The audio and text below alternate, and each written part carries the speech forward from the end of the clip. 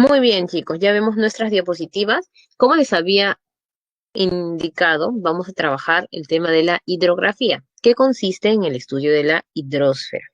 La hidrosfera la vamos a estar mencionando relacionada al Perú hoy día y de forma más completa, y luego lo mencionamos también en las reservas de biodiversidad, lo trabajamos en el concepto de problemas o mala utilización de los recursos naturales. Pero hoy día vamos a empezar con la parte principal. Comenzaremos viendo un pequeño video, es muy corto, sobre la problemática que atraviesa uno de los ríos más importantes del Perú.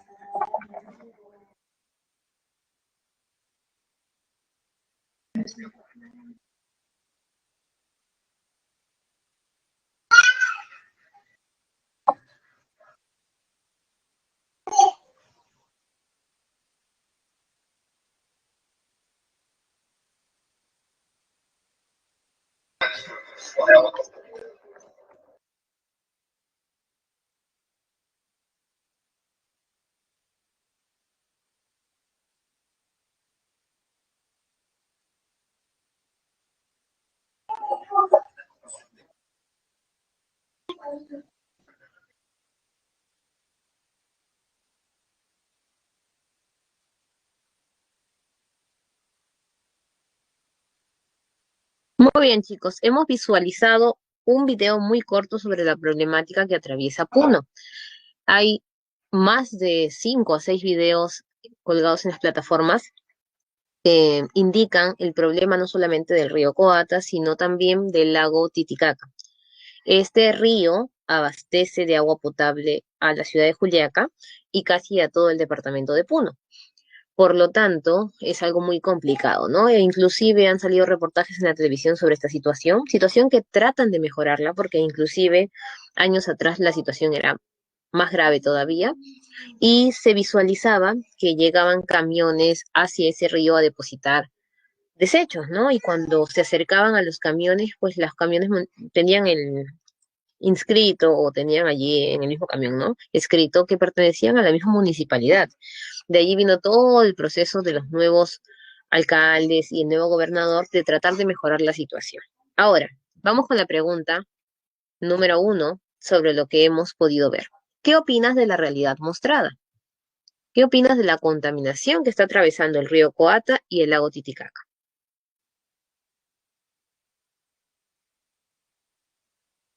Muy bien, Hans, es un problema de contaminación constante.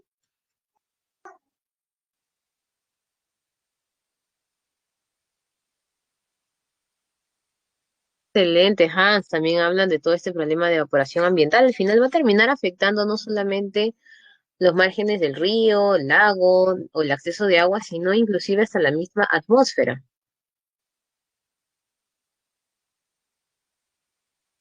¿Qué más podemos ver o visualizar?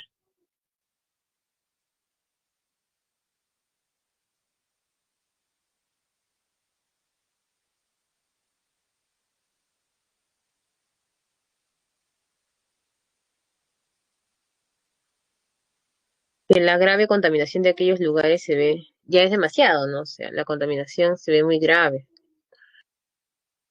No les había mencionado, pero en uno de los reportajes que es más amplio, que salió en televisión, mencionaban que los niños estaban apareciendo o teniendo hongos en la piel por el tema de la contaminación que se estaba desarrollando en el espacio. Es muy lamentable y que aún Esas situaciones se dan en todo el país, excelente. Eso es lo que justo quería llegar, que no es una realidad de un río, que en realidad lo enfatizan allí por los graves problemas de contaminación o lo que ya está repercutiendo en la población, pero que eso no es ajeno a las otras cuencas. ¿Por qué el ser humano, al menos la mayoría, no cuida el medio ambiente? Yo creo, Luis Ángel, que es un sentido, aparte de educación, porque desde pequeños nos enseñan, ¿no? Cuida el ambiente, no botes basura, pero tú ves que tus padres también lo arrojan basura en la calle y eso se va quedando más grabado. Y otro es un sistema de perder la, la orientación de lo que nosotros conocemos como hogar. Porque yo siempre he dicho, ¿no? Nadie viviría con basura en su casa o al lado de su cama. Entonces, lo mismo pasa con el medio ambiente, es tu hogar. Entonces, te acostumbras a vivir con ese tema de la basura, con la contaminación. E inclusive también es un tema de sensibilización, porque hay animales allí. Muestra la contaminación que afecta bastante a nuestro país. Muy bien, Carlitos, excelente. Una realidad muy triste. Muy bien, chicos, queríamos iniciar la temática de hoy de esta manera. Nosotros tenemos que estudiar hidrografía.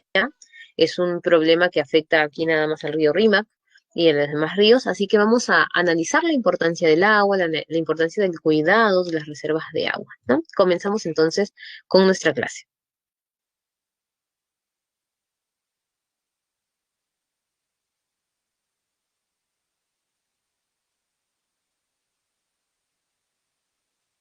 Muy bien. Hidrografía. Hidrografía es un concepto amplio, es la descripción de las masas de agua. Algunos suelen mencionarlo directamente el tema de la hidrografía al estudio de los ríos. Hay otros libros que prefieren mencionar el tema de la hidrografía a todo tipo de masa de agua, así que vamos a hacer un contexto global. Empezamos con el recurso agua, ¿no?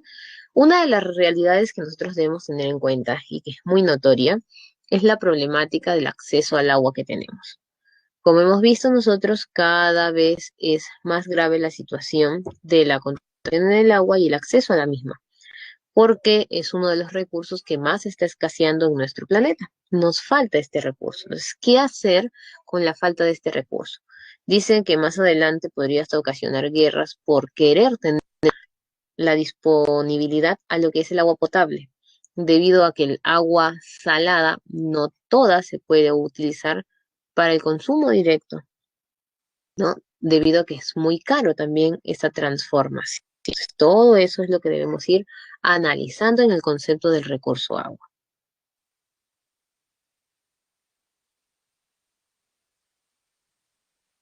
¿Y qué es el agua? ¿O qué es para nosotros el agua? Es un recurso indispensable. Nadie puede estar sin agua. Todos necesitamos agua. Desde los seres vivos hasta también la generación de diversas actividades, ¿no? La ganadería, la agricultura parten del uso del agua, la minería. No solo es la extracción del mineral, sino es toda la formación de este mineral. Y en adelante, el comercio, la industria, todos necesitamos agua. Es irreemplazable, no hay algo que puedas cambiarlo por agua. E inclusive ya hemos mencionado que todo lo que tenemos nosotros en el planeta que corresponde a agua, mayoritariamente es salado. Y nosotros no podemos transformar esto en consumo directo. ¿Por qué, profesora? Uno, porque es caro y segundo, porque alteraría la estabilidad del planeta. Unitario, todos tienen un mismo origen, es un mismo ciclo del agua que vamos a repasar hoy día y por lo tanto la afección de uno de los procesos pues genera la pérdida de todo el recurso. Es renovable, como ustedes saben, no es un recurso que vas a tener toda la vida, inagotable como nosotros le decimos, y lo vamos a ver más adelante en el tema de los conceptos de recurso, pero es un recurso que está allí, que se va a generar mediante este ciclo, pero lamentablemente ese ciclo tiene etapas y a veces consumimos más agua de la que se necesita. Es un recurso irregular. ¿Por qué irregular, profesora? Porque no todos los continentes tienen la misma cantidad de masa de agua potable. La Antártida es un continente de reserva de agua. La Amazonía tiene un porcentaje de reserva de agua, pero no todo es agua. Ilimitado, ¿por qué? Debido a que no solamente nos encontramos con la presencia del agua en sí, sino que el calentamiento está ocasionando que este recurso cada vez disminuya y, no menos importante, hay personas que están ya sufriendo la falta del agua porque en sus lugares hay sequías de más de 15 años a causa del calentamiento global que vimos la semana anterior. Vulnerable por la contaminación que haces teniendo ríos, si al final van a estar contaminados, y obviamente es un recurso reutilizable. El planeta, todo el planeta, es un porcentaje de agua salada. Profesora, ¿está bien decirle agua salada? Su nombre verdadero es agua intercontinental, pero le decimos salada porque se caracteriza por poseer sales. Pero solamente el agua potable, el agua que consumimos, que le decimos, entre comillas, agua dulce, es un 3%. O sea, es poquito. Tenemos la hidrografía y la hidrología. La hidrología le pertenece a las ciencias naturales y se encarga de ver las características del agua. Mientras que la hidrografía, que es para ciencias sociales en el curso de geografía, se encarga de decirte cómo se distribuye el agua en el planeta. Entonces, nosotros vamos a tener un porcentaje de agua, ¿no? La mayoría de este pequeño porcentaje de agua, que es el que se va a encontrar. Mira, de todo el porcentaje, casi todo el agua dulce está congelada. Por lo tanto, la que utilizamos directamente solo es 0,5%. Y ese 0,5% no solamente tiene que alcanzar para las personas, sino tiene que alcanzar para la utilización de las empresas. Muy bien, vamos a ver la clasificación de las masas de agua. ¿Cuánto tiempo podría, o sea, mejor dicho, ¿no? Como dice Rafael, en cuánto tiempo se acaba el agua? No es que tenga un porcentaje como en el sol, que ya sabes que el sol se tiene que apagar, sino que el agua es un recurso que se renueva. Nosotros comenzamos a cuidarlo ahorita, solucionamos el tema del calentamiento global, comenzamos a reutilizar el agua, podríamos mantener más tiempo este recurso y volverlo normal como antes, que se regeneraba en su tiempo adecuado. Pero si seguimos haciendo la explotación del agua, la acabaríamos, porque ya en zonas hace 15 a 20 años no llueve.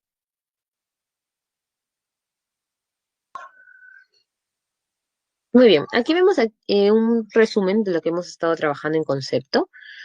La hidrosfera, masas de aguas saladas 97, aguas dulces 3%, cuánto es, son las glaciares 69, mantos freáticos, agua subterránea 30, lagos, ríos, vapor 1% y ríos, que es lo que más utilizamos, inclusive 0,7 a 0,5. E inclusive menos, en algunos libros aparece 0,3. ¿Dónde encontramos este tipo de aguas? En los polos, las aguas congeladas, en los nevados, los glaciares, que es lo primero que se afecta por el calentamiento global. Aguas subterráneas, el más grande es el acuífero de Guaraní, o el acuífero Guaraní, que lo vamos a ver nosotros cuando trabajemos continentes, en el caso de América. Y los lagos, pues existen diferentes tipos de lagos y también en tamaños, donde nos muestran el lago Victoria. E inclusive ya más adelante aprenderemos la definición de los tipos de mar, en un poquito de unas diapositivas más adelante, y nos vamos a dar cuenta que el más grande vendría a ser el mar Caspio. Vamos a continuar con las diapositivas.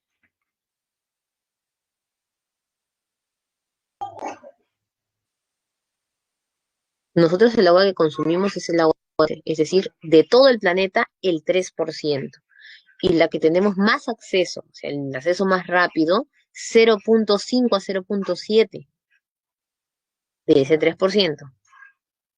Lo demás está congelado y tiene que mantenerse así para regenerarse. E inclusive, la naturaleza es tan sabia que ese porcentaje alcanzaba.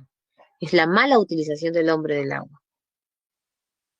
El tratamiento, dicen que el planeta está equilibrado por esa salinidad. Si nosotros quitamos la salinidad, descompensamos todo el proceso de la creación de vientos, del mismo proceso de magnetismo, de gravedad y todo un trabajo.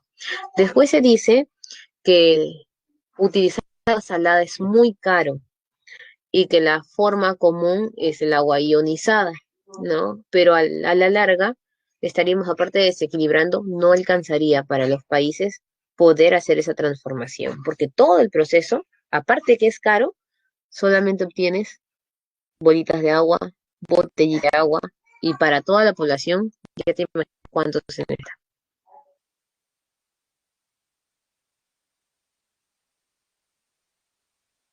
Exacto. La situación es grave si lo pones a ver de esa manera.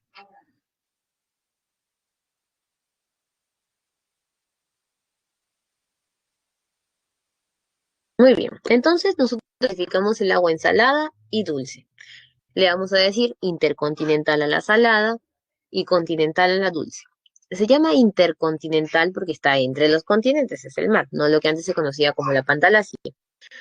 Esta pantalla tiene sal, salinidad. Esta salinidad no es la misma en todo el planeta, está en porcentaje de ciertos factores.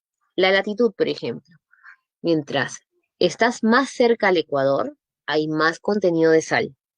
Significa que el Perú, sus aguas son más saladas que, por ejemplo, las aguas cercanas al lugar de Rusia, ¿no? Es normal, es común. Por eso también ahí está la tendencia de congelarse las aguas formando permafrost, banquisas, pues, cercano a los polos. Esto también está en base a la temperatura. ¿Por qué? Porque la zona ecuatorial es caliente, entonces el agua más caliente tiene más sal. Profesora, pero ahí tengo una duda, porque yo sé que Lima metropolitana, o sea, la zona pegada hacia el mar, o el Callao, por ejemplo, Chimbote, tienen más contenido de sal que las playas que están pegadas a Tumbes, a Piura. Claro, ¿por qué? Porque si bien la zona norte debería tener más sal que nosotros, hay algo que va a disminuir la salinidad del agua, es las precipitaciones. Como nosotros sabemos, por el tema de las nubes estrato, nuestra zona tiene menos precipitaciones que la zona norte, debido a que en la zona norte sí llueve y en nuestro caso solamente hay garuras y lloviznas, las cuales se van condensando para la neblina, niebla, todo lo que ya hemos estudiado. Luego la profundidad, ¿no? Conforme te vas al fondo del mar, hay menos contenido de sal que está arriba. Por eso es que cuando estamos en la mitad, tenemos más sal en el cuerpo que inclusive cuando buceamos. La temperatura se va a relacionar según la latitud. Cercano al Ecuador, las playas son más calientes. También dependen de la corriente, ¿no? La corriente peruana, que viene hacia el anticiclón es fría, enfría esa parte del Pacífico, y la contracorriente la mantiene cálida, porque el Pacífico de por sí es caliente, es cálido. Solo que nuestra corriente peruana es la que desestabiliza esa función. El color depende del recurso. Nuestras playitas son verdes por el fitoplancton, tenemos diferentes colores de algas, tenemos algunas con arcilla, limo, entonces todo eso va a variar. Y la densidad depende de la salinidad. Cuanto más sal tenga, es más denso el agua, o sea, es más difícil movernos allí. Tenemos los 5 océanos, ¿no? Lo que vamos a clasificarlos como agua intercontinental. El Océano Pacífico se le considera el océano que tiene mayor cantidad de biodiversidad, es decir, tiene más pececitos porque tiene más fitoplancton, por ello tiene más aves, tiene más islas también, e inclusive es el lugar perfecto para el clima y para la pesca. Lo malo del Pacífico es el tema del cinturón de fuego, ¿no? El Atlántico tiene la dorsal más grande, que es la Atlántica. Es un océano muy bueno en recursos, pero no es tan variado como el Pacífico. El problema que tiene este Atlántico es las partes o estaciones en las que se congela ciertas zonas del Atlántico, y la segunda, que según el calentamiento global sería uno de los océanos que absorbería más rápido el proceso de la evaporación. El Índico era considerado como el Pacífico, también muy diverso. Lamentablemente es uno de los océanos más explotados en la antigüedad, que ahora, obviamente ahora más es el Pacífico, y tenemos muchos tratados que protegen nuestro mar. En el caso del Índico, como era una zona muy comercial y mucho más pequeño, pues se comenzó a contaminar y los peces tienen diversos granitos en la cabeza y un proceso de contaminación muy amplio. El Ártico y el Antártico vendrían a ser las zonas congeladas, ¿no? El Ártico se caracteriza por tener mayor contenido de banquisas. ¿Qué es una banquisa? Cuando el agua se congela, mientras que el Antártico se considera con menos banquisas, formación más grande de iceberg y obviamente el permafrost en el continente más que en el agua, que es el hielo para la zona de tierra. En el caso de los mares vamos a encontrar dos tipos de mares, mediterráneos y epicontinentales. Profesora, pero hay un mar que se llama Mediterráneo, por supuesto, porque ese mar tiene el nombre, la forma del mar. En otras palabras, los mares mediterráneos son llamados los mares cerrados, mar Caspio, el mar Negro, el mar Rojo, el mar Mediterráneo, y epicontinentales son los mares abiertos, como el mar peruano. Antes existía una costumbre de escribir con mayúscula mar cuando era un mar cerrado. Por eso el mar Caspio va con mayúscula mar y Caspio. E inclusive cuando te preguntan cuál es el lago más grande del planeta, todo el mundo responde mar Caspio. Y tú dices, profesor, pero es un mar. Pero es un mar. Mientras que epicontinental se utilizaba el mar con minúscula. Entonces, profesora, pero si se utiliza mar con minúscula, debería ser mar peruano con minúscula mar y peruano con mayúscula. En el caso del Perú, La excepción era, ¿cómo se llama el mar del Perú? Peruano, entonces no tendría sentido. Mejor de frente dices mar peruano, lo ponías con mayúscula. Y en el caso del Mediterráneo era el único mar que no utilizaba la palabra mar con mayúscula porque su nombre ya hacía entender que era cerrado.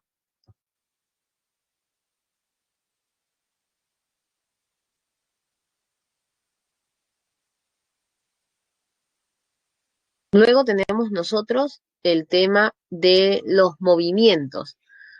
Todo mar, grábate eso, o todo mar, o toda eh, masa de agua salada tiene olas. Pero profesora, yo he escuchado que la gente busca el tener olas, ¿no es cierto? Y en este caso, nosotros mencionamos dos tipos de ola. Si la ola es pequeña, es decir, si el agua se mueve, se le dice ola de oscilación. Y si la ola es grande y levanta agua, de traslación. Entonces, cuando yo quiero hacer un deporte acuático, voy a utilizar en este caso olas de traslación. Entonces, yo no debería decir buscar un mar con olas, porque ya está mal, sino en ese sentido deberíamos mencionar voy a utilizar un mar con olas de traslación. Ahora, la marea va a aumentar en la noche, por eso cuando vamos temprano a la playa, solemos instalar todo bajito y conforme van pasando las horas voy retrocediendo, ¿no? Porque la marea va subiendo. La marea funciona en base a la luna.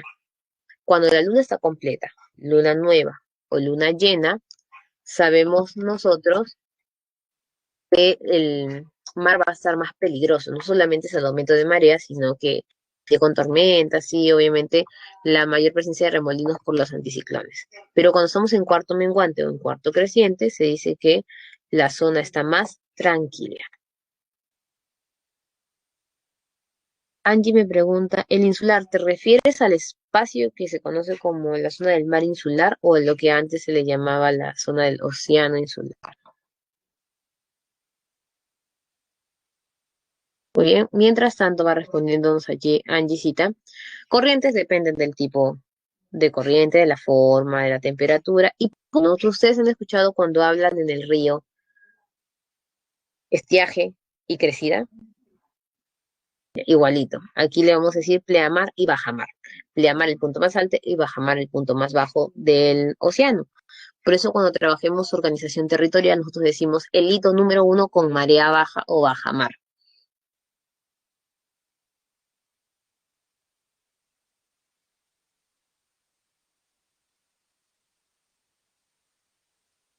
Mm, sí, sí, ya te entendí, Angisita. Depende de la clasificación de los libros, suelen darle la forma. Por ejemplo, los libros que te dicen que es mediterráneo, insular o continental, es en base a qué lo está formando. Casi siempre los mediterráneos estaban encerrados entre partes del continente, o sea, pero para la parte del océano. Los continentales en el continente y en el caso del insular rodeando o al centro de un archipiélago. En este caso, nosotros lo estamos clasificando no por la ubicación, sino por la forma que tiene el mar.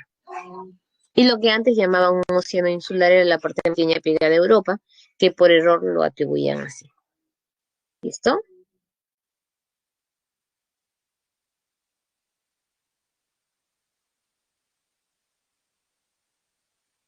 Continuamos. Las aguas continentales.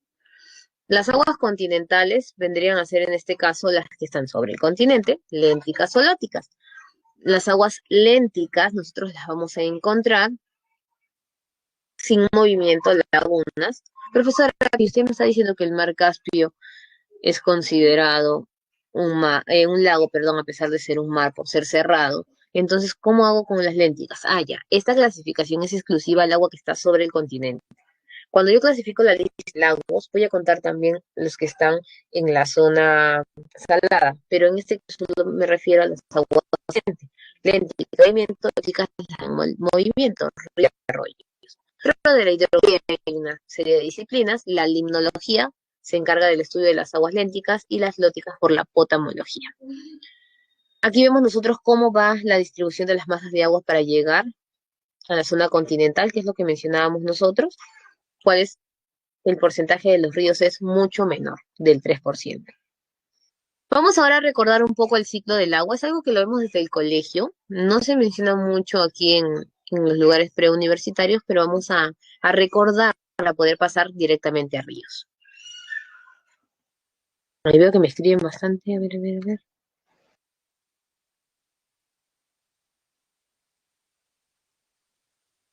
Listo, listo. Reinicio.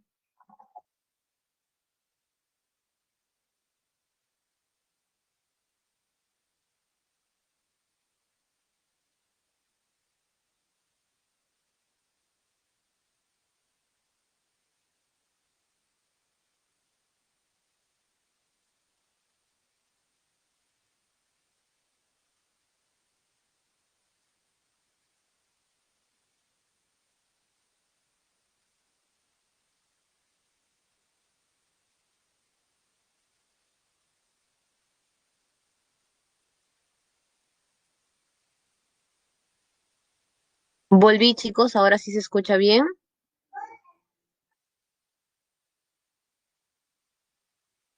Confírmenme. Listo. Muchas gracias por el aviso. Les repito esa partecita, ¿no? Lo que les estaba diciendo, que en el agua continental hacemos referencia a las masas que están sobre el continente, debido a que ya sabemos que los mares cerrados también los ponen en la lista de lagos, pero aquí solo estamos hablando de las masas de continente. Entonces, las aguas lénticas, las que no se mueven, lagos, lagunas, las lóticas en movimiento. Las lénticas son estudiadas por la limnología y las lóticas por la potamología. Los mares cerrados están atrapados entre el continente. Esos son los mediterráneos. Mar Caspio, Mar Negro, Mar Mediterráneo. Listo. Ahora sí, también les decía que todo ese proceso del agua se enmarca en un famoso ciclo. Este ciclo lo vemos desde que estamos en el colegio. Pero antes de pasar pues a estudiar el río, no podemos cerrar el agua sin hablar de su ciclo del agua. Así que vamos a ver un pequeño videíto que nos va a recordar cómo funciona el ciclo del agua y ya ingresamos directamente a ríos.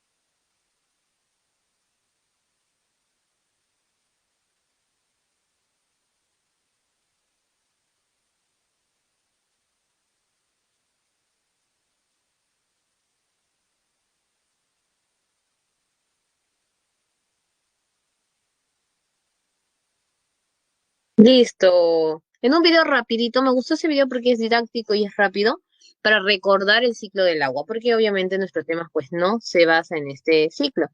Aquí lo han visto en unos procesos rápidos. Recuerden, ¿no? Tenemos el primer paso que es la evaporación, luego viene la condensación, que es obviamente la formación de las nubes, las precipitaciones, que es el retorno del agua, que le llaman también retorno, la infiltración, que se vuelve proceso de agua subterránea, y el movimiento de esta agua como agua subterránea, que se conoce como escorrentía.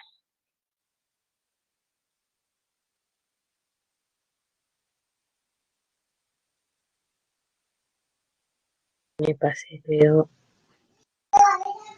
ahora sí, listo. Vamos al tema de los ríos, ¿no? Tenemos que estudiar nosotros de toda la temática del agua, solo centrarnos en ríos.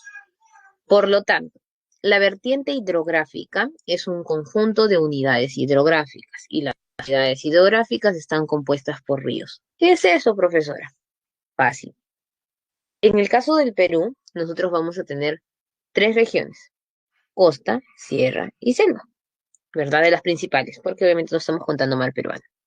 Los ríos van a discurrir por esos tres espacios: costa, sierra y selva. La diferencia es que los ríos van a terminar en una zona distinta acorde a viaje. Si están por la costa, obviamente van a terminar para el Pacífico. Si están por la selva, van a terminar hacia el Atlántico. Profesora, pero Brasil tienen que unirse con el sistema de Brasil. Recuerda que el río Amazonas es muy extenso y no solamente pasa por Perú. Y si está en el caso de la sierra, ¿qué océano se va, profesora? No hay océano. Está el lago que hemos visto al inicio, que es el lago Titicaca, como sucede. Entonces, justo las tres regiones tienen tres zonas donde terminaría el río o los ríos de forma distinta. Entonces voy a decirle tres vertientes, porque todos los ríos de la costa miran hacia el Pacífico, todos los ríos de la selva miran hacia el Atlántico y todos los ríos que están en la parte sur de la sierra hacia el Titicaca. Pues esos son conjuntos de unidades hidrográficas. Profesor, ¿y qué es una unidad hidrográfica? Sencillo. Ustedes se han dado cuenta que un río no viene solo. El río tiene un montón de ríos que ingresan y salen, ¿no es cierto? E inclusive hay una red de ríos. El Lene y el Perene forman el río Tambo. Entonces comienza el Lene también otra unión, el Perene tiene otra unión, y así comienzan a enlazarse. Entonces es una cadena. Ese grupo de cadenitas se llaman unidades hidrográficas. Y cada tirita de esa red se conoce como río. Profesora, ¿y todo río obligatoriamente tiene que conformar unidades hidrográficas ramificadas? No. Hay unidades hidrográficas que están compuestas solo por un río, que coincide, pero en otros no coincide. Entonces ya más o menos entendimos estos conceptos. Bueno, todavía no nos vamos aquí al tema de cuencas, así que nos vamos a nuestras diapositivas nuevamente para continuar.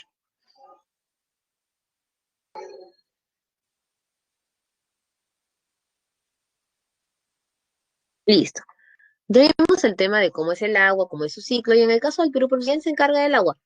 El ANA, Autoridad Nacional del Agua. Profesora, ¿y a qué ministerio le pertenece el ANA? Al Ministerio de Agricultura. Profesora, pero Agricultura, sí, lo que pasa es que se supone que nosotros utilizamos más contenido de agua para los valles.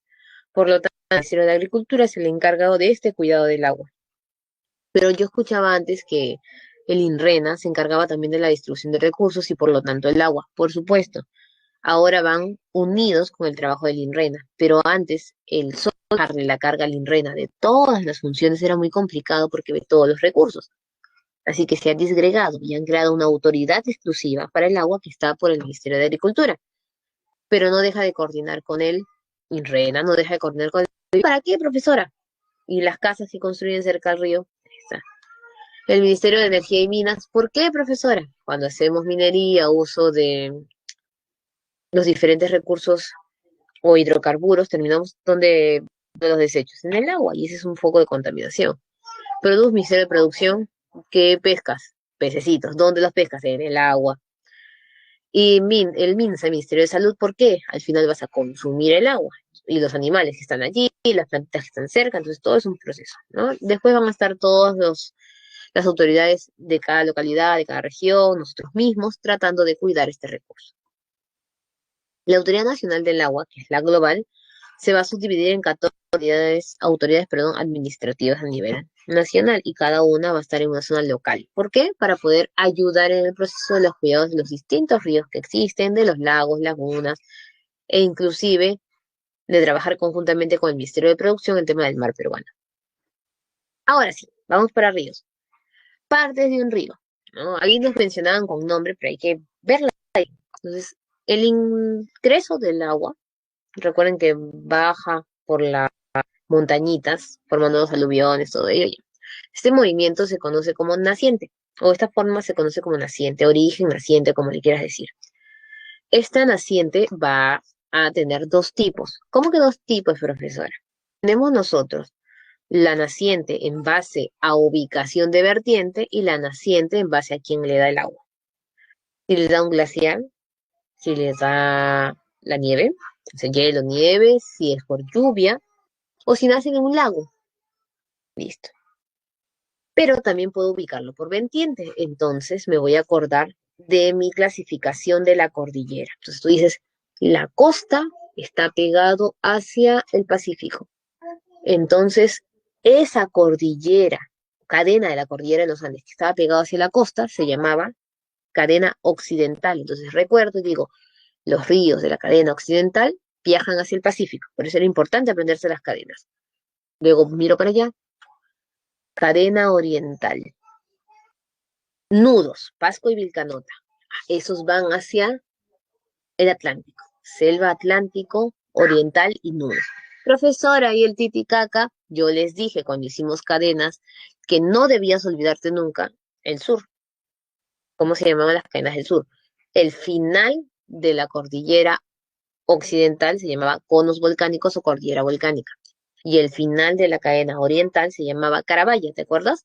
Entonces, volcánica y Carabaya estaban acostados y la central nunca avanzaba. ¿Por qué no avanzaba? Porque estaba el lago Titicaca. Entonces, ¿quiénes forman los ríos del lago Titicaca? La cordillera volcánica y la cordillera Carabaya. Ahí está, Titicaca. Luego, vas hasta el final y llegas a la desembocadura.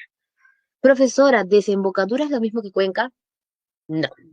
Desembocadura es no dónde, sino cómo termina un río. Y tú te preguntas, ¿cómo puede terminar un río? Fácil. El río puede terminar como un chorro de agua que se llama estuario o puede terminar como una mano que se llama delta. ¿Cuántos ríos en el Perú terminan en delta? Solo uno, el río Tumbes.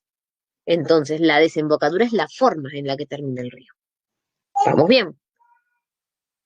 Desde la naciente hasta la desembocadura, un camino. Este camino sin agua es formado, recuerda, por la erosión del misma agua del río, se llama cauce, es el espacio. Si se tira el agua, va a haber un hueco. Ese hueco puede tener rocas o puede tener arena. Cauce rocoso o cauce arenoso. ¿Listo? El cauce se llena de agua. El agua puede aumentar su caudal. Es el agua, el volumen, el caudal. Si tiene mucha agua, le dices está en crecida. Y si tiene poquita agua, le dices que está en estiaje o en vaciante. Vaciante no significa bastante, sino que no hay agua. Estiaje o vaciante y crecida es que tiene agua. Ahora, el río de la selva tiene agua casi todo el tiempo. Si bien tiene crecida, estiaje, todo, no es tan notorio como en la costa que se queda sin agua y se seca el río. Entonces, ¿qué hacemos allí? Hablamos del régimen. ¿Régimen regular o régimen irregular? Régimen regular cuando siempre tiene agua, aunque sea un volumencito, y regular es cuando hay un momento en que no se ve y casi tienen agua solamente en verano. Después, vamos a dividir el cauce en tres zonas también. Perdón, el curso. El curso es la dirección del río, ¿no? Si bien tenemos el cauce, que es el espacio, ya vamos a dividir el curso del río en tres zonas. Curso alto, medio y bajo. Te puedes decirle superior, medio e inferior. ¿Para qué es el curso? Estás en las montañas, no se puede navegar, no vas a pasar con tu embarcación por una montaña. Todo se forma el río en sí. Estás hablando del movimiento del aluvión que está cayendo. El río recién se va a formar exactamente, especialmente en la costa, en la quebrada, pero desde antes ya sabes que es el origen del río. En el medio tampoco puedes navegar porque estás en caída, salvo Ucayali, que es el único río navegable desde su curso medio en el Perú. Y en el curso bajo se supone que estás en la ciudad. Profesora, ¿todos son navegables ahí?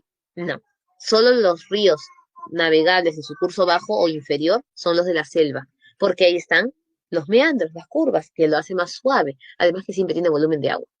En los otros lugares solo van a haber algunos ríos navegables, nada más. Y también la dirección le dicen hacia dónde viaja, ¿no? Uno viaja hacia el oeste, uno viaja hacia el este y uno viaja hacia la zona sur. O le dicen también radial centrípeto. Y ahora sí vamos para el tema de las cuencas, ¿no, profesora? ¿Qué es una cuenca? Yo te dije que desembocadura era cómo termina un río. Ahora sí pregunta, ¿dónde termina un río? Puede ser exorreico, endorreico o arreico. Eso sí lo vamos a ver desde nuestras diapositivas. Y aquí está. Exorreico es que el río sale a un océano, Pacífico o Atlántico. Endorreico es que termina en un lago o laguna en el mismo continente. Arreico es que se evapora, desaparece. ¿Cómo que desaparece, profesora? Se vuelve agua subterránea, nada más. Es arreico. Y criptorreico son aquellas cuencas que bajan por debajo del subsuelo subterráneo, son amplias y formando pues unas quebradas específicas. Estas que son las quebradas muertas, le llaman también. Profesora, pero criptorreico y arreico no es lo mismo. No, ¿por qué? Porque cuando se vuelven o se van hacia el fondo, en el camino se van infiltrando, se pierden, desaparece el agua porque la absorbe la tierra. En cambio, las criptorreicas sí permiten seguir avanzando y toman fuerza. ¿Es muy común utilizar las criptorreicas? No. Es un término que no se utiliza mucho, solo en algunos conceptos para diferenciar la reica que se seca con la reica de movimiento.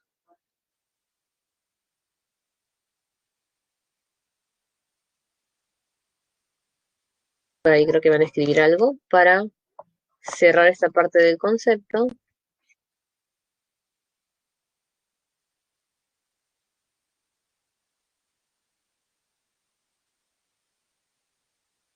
con nuestro videíto. ¿Listo? ¿No? Todo en orden, vamos con nuestro videíto. Hoy día sí tenemos bastantes videitos que ver para enfatizar, porque el tema de río es un poquito complejo.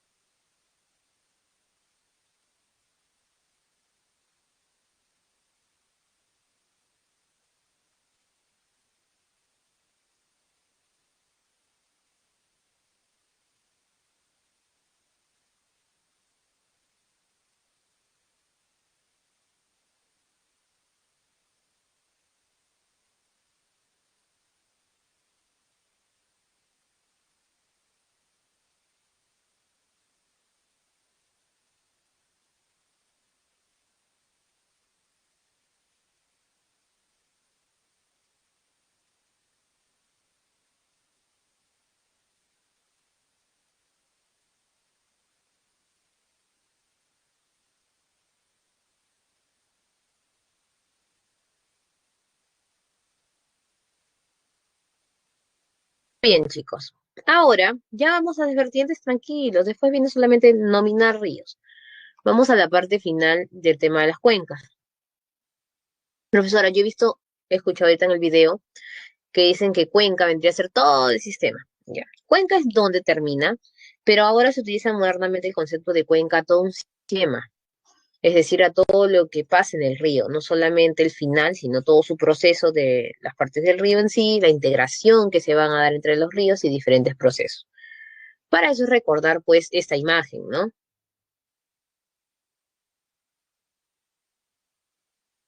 Cuenca. Esta es una hoja, profesora. Sí, parece una hoja. Se utiliza bastante para explicar el tema de las cuencas.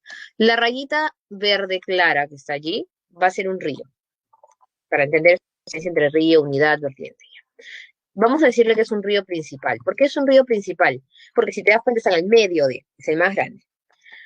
Y también le vamos a poner o colector. ¿Por qué colector, profesora? Porque a diferencia, hay otros principales, por ejemplo, yo puedo dibujar acá un río y sigue siendo un río principal, porque tiene un viaje largo, pero el de aquí, el primerito, recibe un montón de rayitas. El otro está solo, entonces este es colector, colecta agua. Luego vamos a tener nosotros aquí los ríos azules. Los ríos azules son los que van a salir. ¿Qué es eso, profesora? ¿Cómo van a salir? Ah, estos ríos que salen son los que nacen de un río y se vuelven otros ríos distintos. A estos de aquí le voy a decir ríos efluentes. Nacen de, o distributarios, como le llaman también. Mientras que los otros van a ingresar al río principal, por eso le dicen colector, ¿no? Y los de aquí se van a llamar, perdón, ríos afluentes o tributarios, porque pagan. Distributarios, tributarios. Afluentes, efluentes. ¿Listo? Hasta aquí está fácil. Ya. Nos quedamos hasta aquí porque viene nuestro periodo de receso. Así que nos vamos de receso, 15 minutitos nada más, y volvemos 7:10. Perfecto, chicos, para continuar con nuestro tema de hidrografía. Ah, el charquito o laguna chiquita que dejaban los meandros eran tipishkas o cochas. Angie, listo. Entonces volvemos un ratito. Regresamos, vamos a nuestro descanso, estiren sus piecitos, tomen agüita y volvemos en 15 minutos.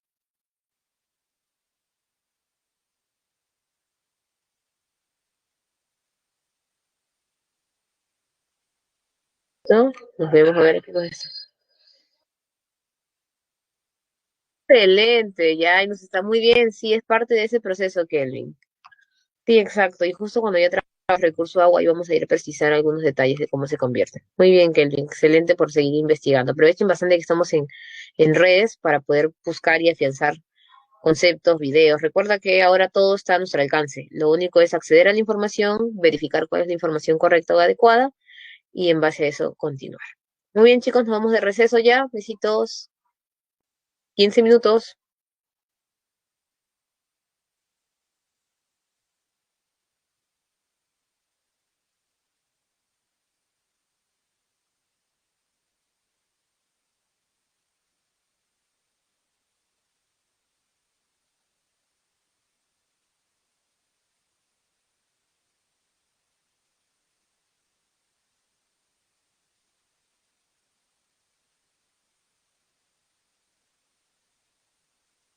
Listo, nos habíamos quedado aquí señalando los ríos principales, efluentes y afluentes.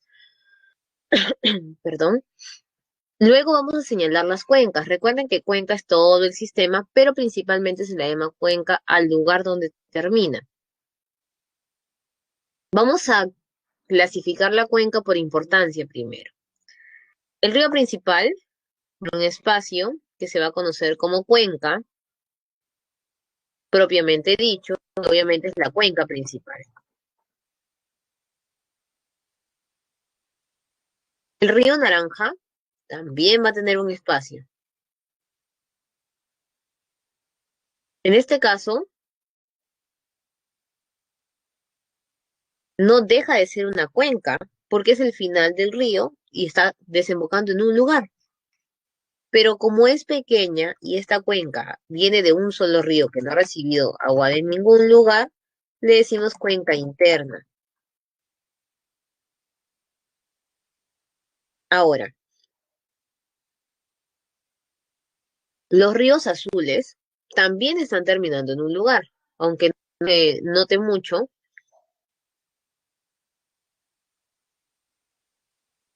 tiene aquí una terminación, ¿verdad? Entonces, estos ríos se llamarían también cuencas, pero le vamos a decir subcuencas. No dejan de ser cuencas, ¿no? Solo lo estoy clasificando según el tamaño o importancia de esta cuenca. Y si te has percatado, tenemos nosotros la unión, ponerle otro color, este, ya, aquí, donde se da la unión del río que llega hacia el río principal, es decir, el afluente llega hacia el río principal, también es una cuenca. ¿Por qué, profesora? Porque el río tiene que terminar en un lugar, está llegando al otro río. No le vas a colocar cuenca endorreica porque no es el final, debido a que el final vendría a ser la cuenca principal, el río se une y continúa. Así que a ese espacio le dicen intercuenca.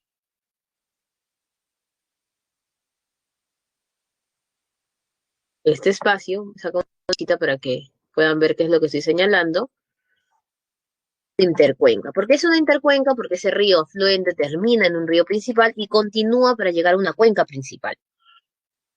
Más allá de la clasificación de lugares, que ya sabes, ¿no? Endorreica, arreica y exorreica, que es lo principal porque la criptorreica no está tan utilizada y además es específica en nuestro país. Toda la hoja correspondería a una unidad hidrográfica. ¿Eso qué? Hay unidades hidrográficas más pequeñas y unidades hidrográficas más grandes.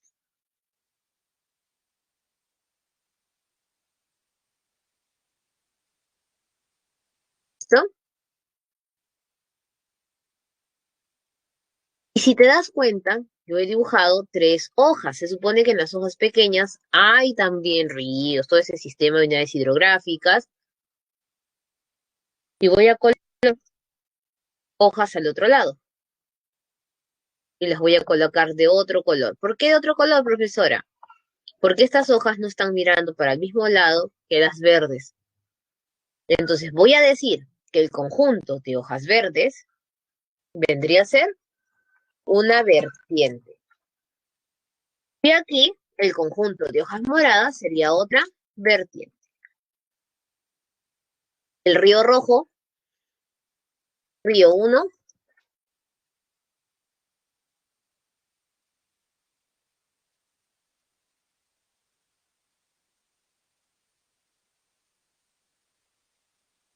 vamos a ponerle río A, y en el otro caso, el otro río B, está congelado ya. Río A, río B. ¿Y qué sería el río morado? Río C. ¿Qué es eso, profesora? No es nada más y nada menos que una confluencia. ¿Por qué es una confluencia? Porque dos ríos se unen para formar uno en nombre. Profesora, y acá no hay una confluencia, si bien el río afluente ingresa al río principal, se queda ahí y el río principal es el que mantiene su nombre. Aquí es notoria confluencia. A veces los afluentes llegan a formar confluencia, pero a veces no. Por ejemplo, ¿no? La confluencia más famosa que siempre nos dicen, el río N con el río Perenne, el río Tambo.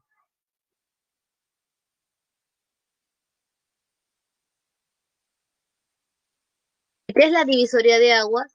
En la naciente, una masa de agua se divide por varios lados, ¿no? Cuando es, por ejemplo, caída de agua de un glaciar, varias zonas, varias fuentes de agua, eso es una divisoria de aguas. O de un acuario. Listo. ¿Quedó claro esa parte, me imagino? Son las clasificaciones de nuestras vertientes. Son 159 unidades hidrográficas, conjunto de ríos, que se van a dividir en tres vertientes: 62 para la vertiente del Pacífico, 84 para la vertiente del Amazonas y 13 para la olla del Titicaca. ¿Por qué olla? Porque enreda o genera alrededor del lago una especie de hendidura con altitud. Muy bien, vamos entonces a ver nuestros ríos, ¿no? Aquí vamos a ver un cuadro resumen. Ese cuadro resumen lo van a ver también aquí al final de las diapositivas, pero es preferible verlo antes, porque cuando haces un mapa general de las características, es más sencillo luego reconocer los ríos. Profesora, aquí mencionan también el número escuchado en otros libros 53, 45 y 9. ¿Eso tiene algo que ver? Antes, cuando el INRENA clasificaba los ríos, los clasificaba, según ellos, contando cuencas, 53, 45 y 9. Pero el ANA hizo la nueva clasificación contando un aumento de cuencas de 62, 84 y 13. Por eso que hay libros que se mantienen desactualizados. Y ellos cuentan las unidades hidrográficas. ¿Por qué? Porque el Guaycoloro se reactivó y así se reactivan varias quebradas. Este es nuestro cuadro resumen. Tenemos aquí vertiente del Pacífico, vertiente del Amazonas, vertiente del Titicaca, ¿no? El origen es distinto, todos son niveo menos el Titicaca, todos son pluviales, solo lacustre es el Amazonas. Profesora, pero el Titicaca es un lago, ¿cómo no va a ser lacustre? Fácil, porque aquí estamos hablando del origen. Casi todos los ríos del Titicaca no nacen en el Titicaca, sino terminan en el Titicaca. Naciente, aquí están las cordilleras Occidental, Caraballo Volcánica y Pasco y Vilcanota los nudos, y puedes aumentarle aquí cadena oriental, ¿no? Cuenca, todos los ríos del Pacífico terminan en el Océano Pacífico, por eso es exorreica, todos los ríos del Amazonas terminan en el Atlántico, exorreico, y el Titicaca termina en el lago Titicaca, endorreico, dentro de él. Y algunas arreicas que hay en México, ¿no? Las criptorreicas pues están dentro más que todo de algunas del Pacífico y Amazonas. Cauce, todos son de rocas, menos el Amazonas que es arenoso, por eso se forman estas zonas de las playas, barriales, Tahuampas, ¿se acuerdan? Los ríos del Pacífico y Titicaca son muy cortos, el Amazonas son mucho más largos, obviamente, le dicen también por eso sus valles transversales y los valles longitudinales. Profesora, pero los de la sierra se conocían como longitudinales. ¿Qué pasó allí? ¿Por qué ahora son cortos? Porque los valles de la selva y de la sierra se forman por ríos de la Amazonas o de la selva. Los del Titicaca no forman estos valles, están solamente en la parte sur. Recorrido andino costeño, el Pacífico, le dicen también por eso el recorrido este-oeste, Amazonas andino amazónico, oeste-este, y el Titicaca le dicen recorrido andino o radial centrípeto, porque le dan la vuelta al Titicaca. Régimen irregular, irregular, Titicaca y Pacífico, Amazonas regular. Si se dan casi, son muy parecidos el Pacífico con el Titicaca, a diferencia de su tipo de cuenca. Caudal poco a poco, abundante el Amazonas, y escorrentía, que es escorrentía fuerza, ¿no? Torrentoso el Pacífico, Titicaca también son torrentosos, Amazonas son torrentosos, pero como forman meandros al final se vuelven navegables, se vuelven suaves. Luego, ¿qué más podríamos mencionar de estos ríos? El Pacífico se caracteriza por tener menos recursos. Profesor, usted nos dijo que el Pacífico sí tenía el océano, el río no, o nosotros no comemos muchos pececitos de río, son camarones de río, son muy pocas las especies. Es escaso, el Titicaca es medio y el Amazonas es el de mayor biodiversidad en función de sus ríos. También el nombre que tiene cada una, la vertiente del Pacífico se conoce como la vertiente más poblada, porque casi todos los ríos están con población al costado en los cauces. El Amazonas se conoce como la vertiente más extensa y el Titicaca como la vertiente binacional, porque el lago Titicaca le pertenece tanto a Perú como a Bolivia, entonces los ríos también tienen todo este enlace. Vertiente del Pacífico, ahí vemos nuestro resumen de donde nacen. Vamos a revisar un poco sus ríos ahorita en nuestra diapositiva general. Estos ríos de la vertiente del Pacífico se caracterizan por tener poca agua, por lo tanto recurrir a mayor cantidad de obras hidráulicas. Aquí vemos algunas excepciones, vamos a revisar Tumbes y Santa como la excepción del Pacífico. Siempre recuerda, Tumbes y Santa son las excepciones del Pacífico. En el caso del Titicaca vamos a destacar Ramis como uno de los principales. Acá vemos nuestra vertiente del Titicaca.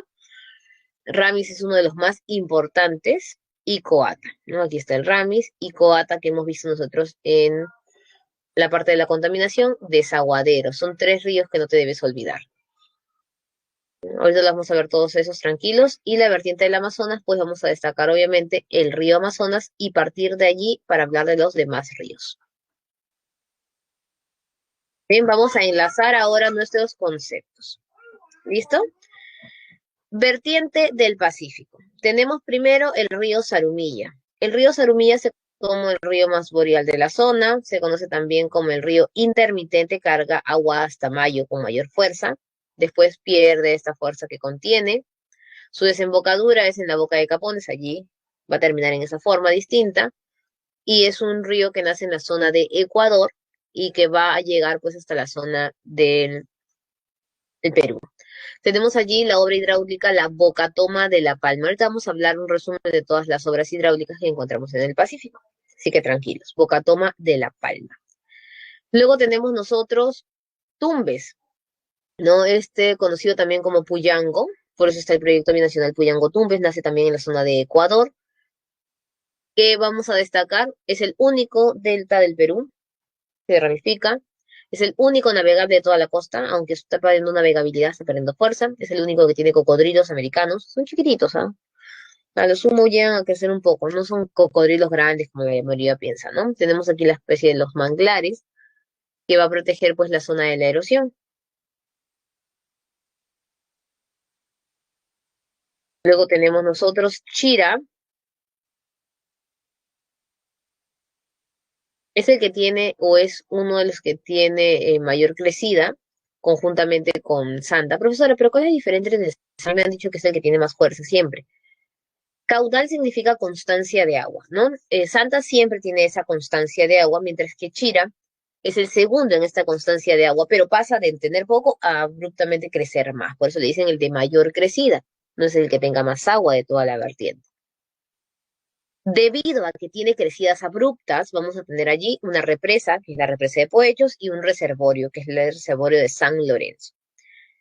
Chira también es considerado como uno de los ríos más variables.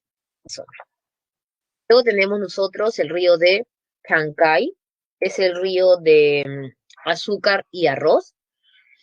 ¿Por qué es importante Chancay? Por las divisiones que tiene, por la extensión de los canales que se han creado de Taimi, de Yeque y de Reque. Es decir, los ríos son partícipes de esta unidad hidrográfica donde encontramos el reservorio de Tinajones. Por la gran cantidad de proyectos agrícolas que se dan en el lugar, e inclusive por el proceso ganadero, es necesario tener un reservorio, que es el reservorio de Tinajones. Y además este reservorio va de la mano con canales, por eso Chancay se conoce como el río más canalizado. Luego tenemos Jequetepeque. Jequetepeque era conocido como el valle más arrocero. Profesora, ¿por qué a veces varía este concepto? Porque según ventas a veces gana San Martín, pero no deja de manifestarse como el más arrocero de toda la parte de la costa.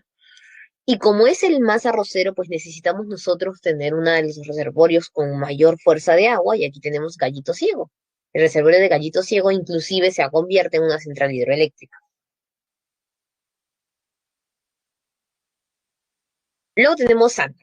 Dijimos que hay dos ríos que son básicos aquí, que no podemos olvidarnos porque son distintos. Uno, ¿ves?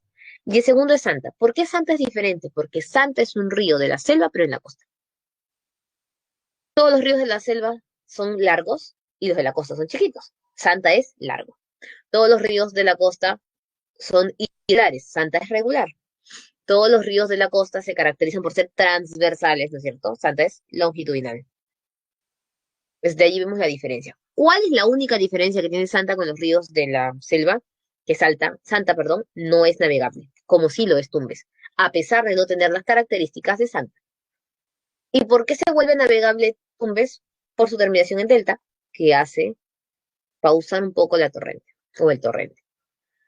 Tenemos aquí en Santa, es uno de los que genera mayor volumen de agua, es la segunda cuenca más extensa porque el primero es Tambo, y aquí es importantísimo, ¿no? Vamos a sacar mucha fuerza de agua de Santa, por eso encontramos nosotros la central hidroeléctrica generada en el Cañón del Pato y en la zona de préstamo de agua, que es el proyecto de Chavimochiqui Chinecas. Como Santa siempre tiene agua, pues Santa termina prestándole agua a diferentes lugares. Profesora, ¿pero qué pasa cuando Chavimochiqui Chinecas le pasa algo, no tiene agua, se roba la zona de los proyectos o represas? Pasa lo mismo que con el Niño Costero. la planta que se rompió fue justo la de Chavimochic Chinecas. Son dos zonas, ojo, Chavimochic para un lado y Chinecas para el otro lado, norte y sur. Por eso encontramos dos extensiones hacia la parte de Lambayeque y hacia la parte de Ancash. Rímac. Obviamente Santa y Tumbes son los diferentes, pero si tú dices el río más importante que tendrías que memorizar aquí sería Rímac. Obviamente, considerado el río que tiene mayor población, el valle más poblado. Lamentablemente, es contaminado. Tercero, con 5 centrales hidroeléctricas, es la que tiene más centrales hidroeléctricas de todo el Perú. Y cuarto, no menos importante, el río Rímac se caracteriza por ser pecuario en su comienzo, tener ganadería. Ahora, si hablamos nosotros, pues, de sus obras, tenemos el trasvase, las represas, ¿no? Macocha como el trasvase y el Yuracmayo como la represa, las centrales hidroeléctricas más conocidas, Huinco, Huampaní y Moyopampa. Y tenemos afluentes básicos, ¿no? Santa Eulalia, conocido como el río de los Huaicos. Y tenemos también Chillón como uno de los ríos más limpios que llega a Lima. Ica es considerado un río arreico. Este río arreico tiene el sistema de Choclococha, que es el préstamo de aguas, para poder obtener al irrigar lo que son las pampas para el vid.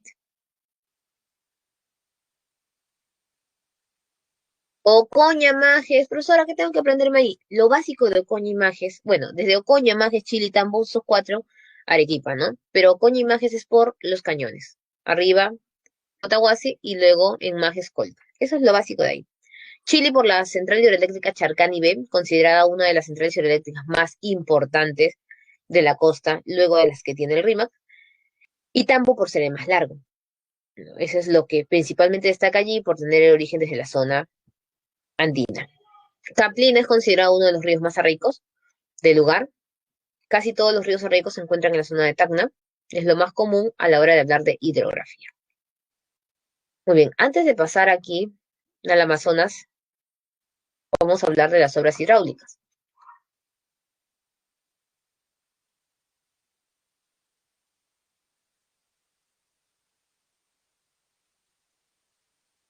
Muy bien, tenemos entonces las obras hidráulicas. Todos los ríos pueden tener obras hidráulicas, sino que se mencionan mucho las obras hidráulicas de la costa por su condición de falta de agua y aprovechamiento de los valles y pampas para la agricultura. Entonces, se han vuelto en la necesidad de estos ríos. Y casi todos los temas se basan pues en aprendernos las reservas, las obras hidráulicas, ¿no? Que se encuentran allí. Tenemos primero los canales,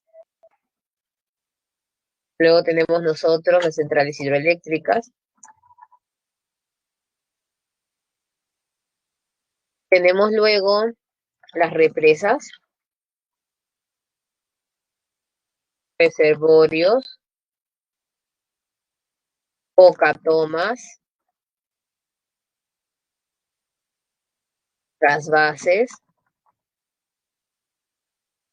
temas y proyectos.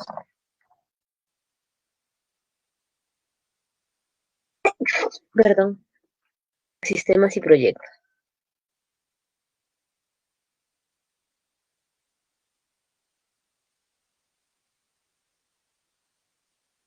¿Listo? Los canales vendrían a ser la conexión de río con valle.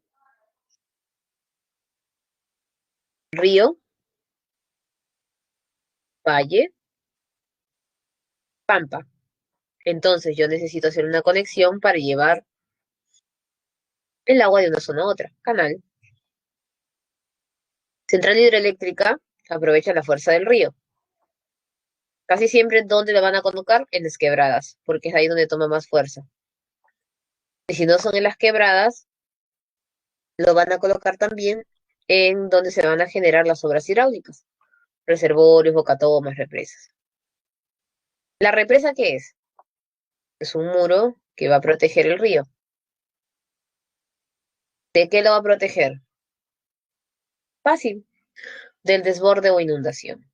Profesora, pero yo he visto también que se utiliza para juntar, por supuesto. Nosotros en el río Rímac tenemos en la Tarjea la planta de preparación o generación de agua potable y ahí las represas se encargan de cerrar agua para irnos el proceso de limpieza del agua, ¿no? También vamos a encontrar represas del medio. ¿Cómo es una represa del medio, profesora? Tenemos nosotros el río y colocamos la represa a la mitad. ¿Para qué? ¿Para qué colocamos la represa a la mitad? Para dividir en la zona de estiaje, es decir, zona que está con agua y la zona que no está con agua. Lo utilizaron para Vía Parque Rímac. Lamentablemente, la idea era utilizarlo para los carros. Claro, en invierno funciona porque hay poca agua, pero cuando llega el verano, se llevaba de encuentro otra vez la zona, el agua, que no convenía. Y profesora, cuando yo paso por el río Rímac veo unas rejillas, por supuesto, tenemos allí las famosas rejillas descolmatadoras o descontaminadoras que se colocan en el camino. También hay presas cuando tienen compuertas o le dicen represas, es algo común. Luego vamos a encontrar reservorios, que es un reservorio, profesora, donde se guarda el agua, pero sí se reserva. Como hay poca agüita, las redes juntan el agüita y lo guardan, reservorio. Y boca toma, su nombre lo dice, boca toma, tomar el agua en el origen. ¿Para qué, profesora? Para guardarlo, debido a que son los ríos que pierden más rápido fuerza a la hora de viajar. ¿Y qué es un trasvase? Utilizar la boca toma y prestarle agua. Por ejemplo, voy a prestarle agua de esta boca toma a un lado, al otro lado, al otro lado del río. Lo utiliza bastante el río Rima porque tiene muchas centrales hidroeléctricas, entonces son los trasvases, prestar agua de un mismo río. E inclusive también se utiliza el trasvase para prestar agua de uno a otro, como es en el caso de Santa. Pero es mejor utilizar el concepto de proyecto. ¿Por qué? Porque en el caso del trasvase de Santa no es un río, sino son varios sistemas de trasvases, por eso le dicen sistema de Chavimochico-Chinecas. Y en el caso de proyectos son todas las obras en general que se van a estructurar en el río para que éste pueda ir mejor de forma agrícola.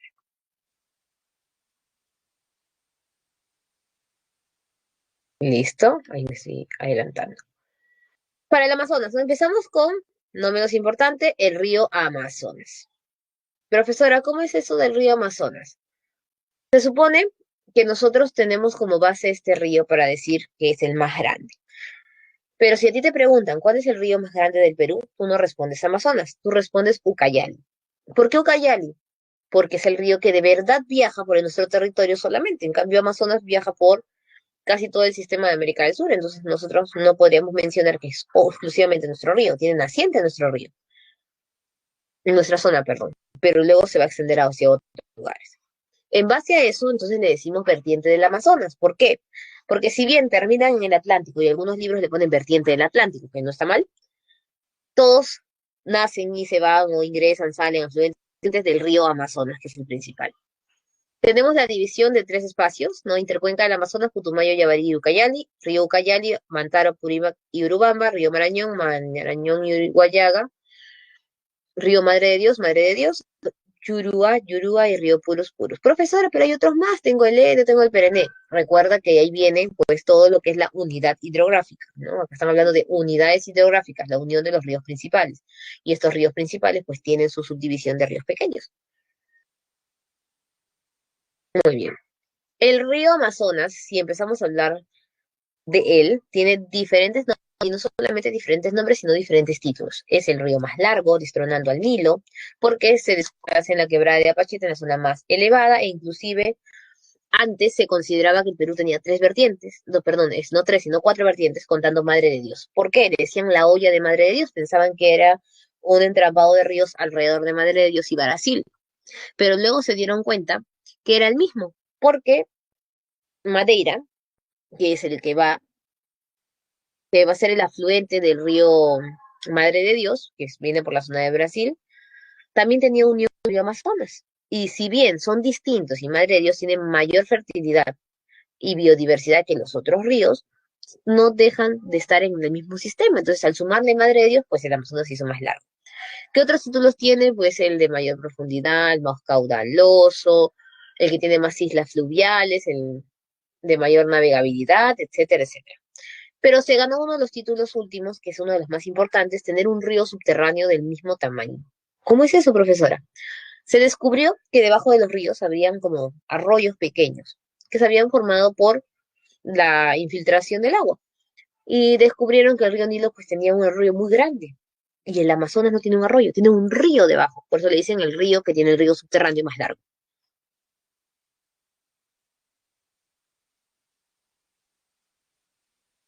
Nos adelantamos un poquito, vamos a hablar de cada uno de los ríos aquí del Amazonas, antes de pasarnos.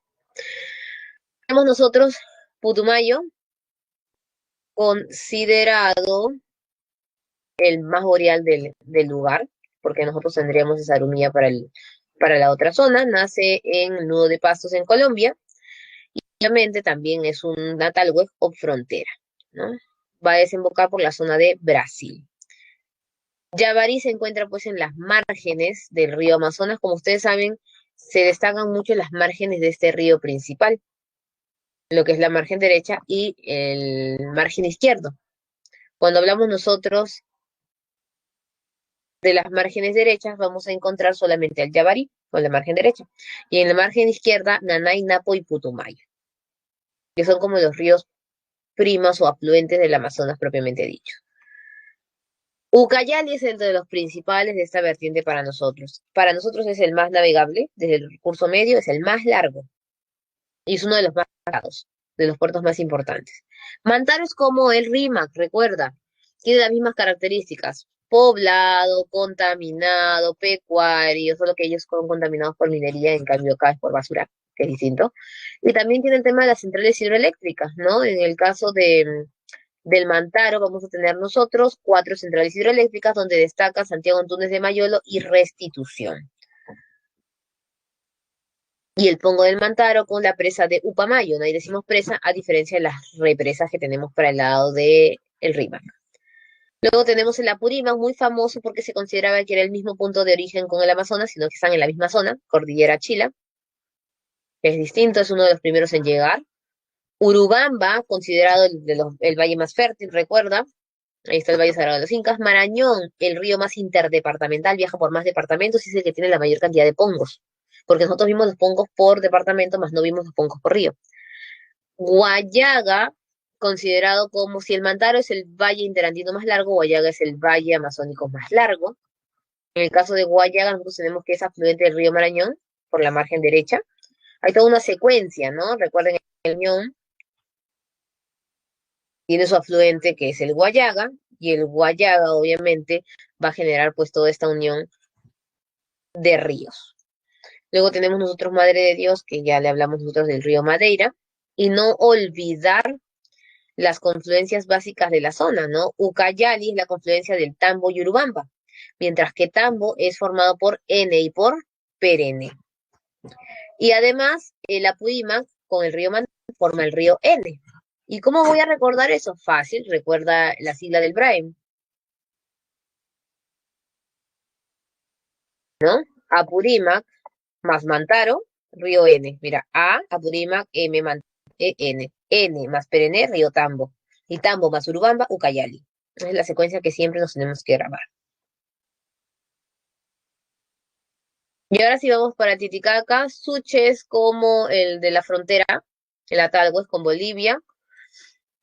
Ramis es el más importante, yo te dije, es considerado el más extenso, el que tiene mayor población. Coata es el que va a hacerse la ciudad de Juliaca, es el que hemos visto en el video contaminado. Y Desaguadero es el único efluente. ¿Qué significa eso, profesora?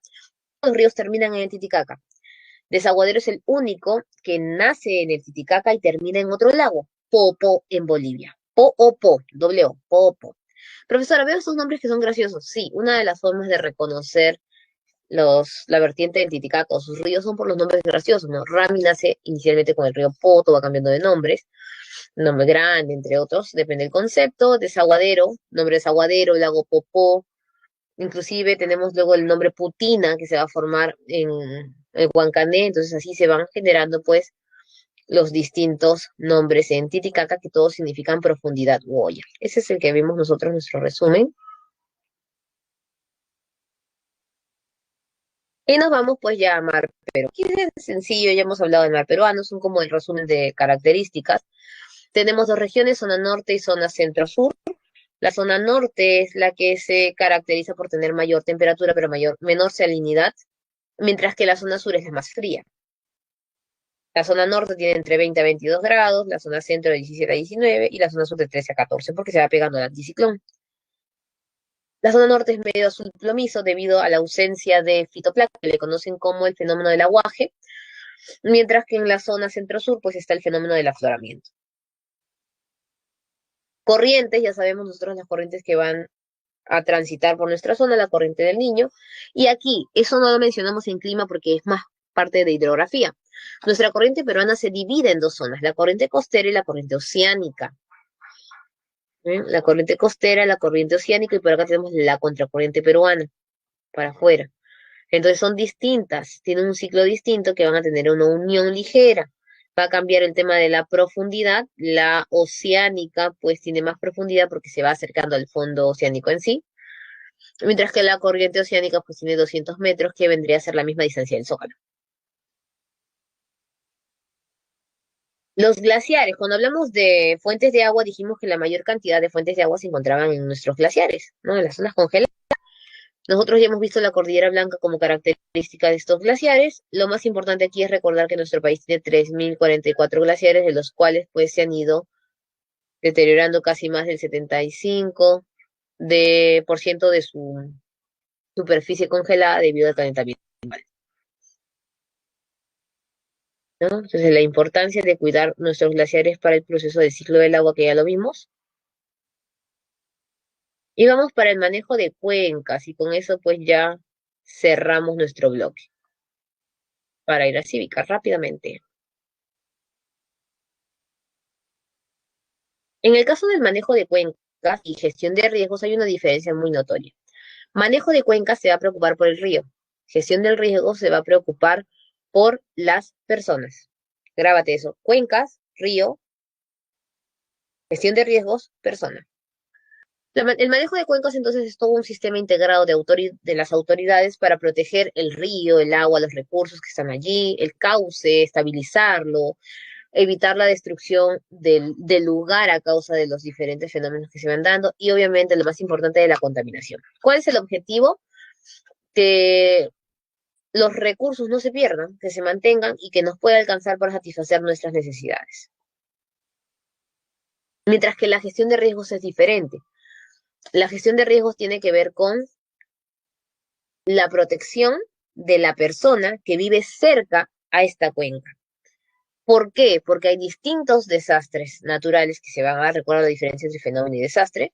El fenómeno era el proceso natural y el desastre era cuando el hombre no estaba preparado. Entonces, estos desastres que pueden hacer que perdamos la vida, que perdamos nuestras cosas. Por eso hay un sistema de mitigar el desastre, mitigar el riesgo. ¿Cómo logramos este proceso de mitigación? A través del ordenamiento territorial, a la población sus viviendas, determinar cuáles son las zonas en las que no pueden vivir definitivamente, reubicación de viviendas, construcción de presas reguladoras, estabilización de laderas, instalación de sistemas de almacenamiento, descolmatación. Y antes de irnos al ejercicio,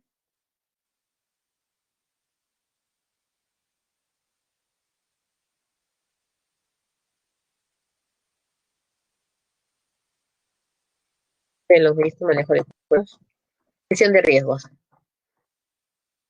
Para que entiendas los conceptos de gestión de riesgos. Tú sales de tu casa, ¿correcto? ¿Qué te puede pasar? Diferentes situaciones negativas.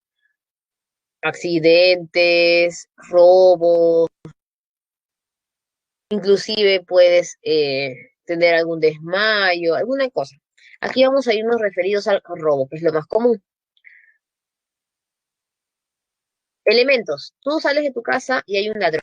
El ladrón es el peligro. ¿Por qué es el peligro o amenaza? Porque tú no puedes impedir que existan ladrones.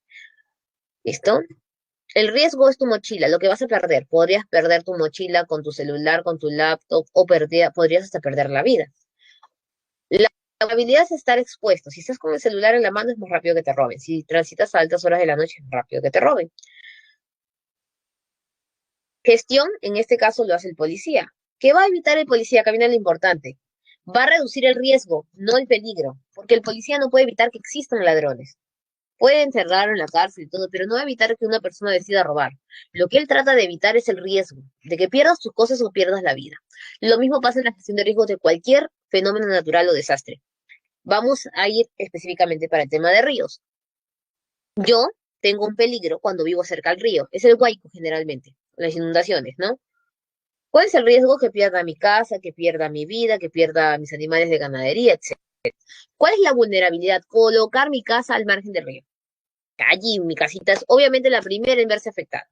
La gestión la van a hacer las distintas autoridades encargadas de, obviamente, del sistema de gestión de riesgos. Y la mitigación, ¿cuál es?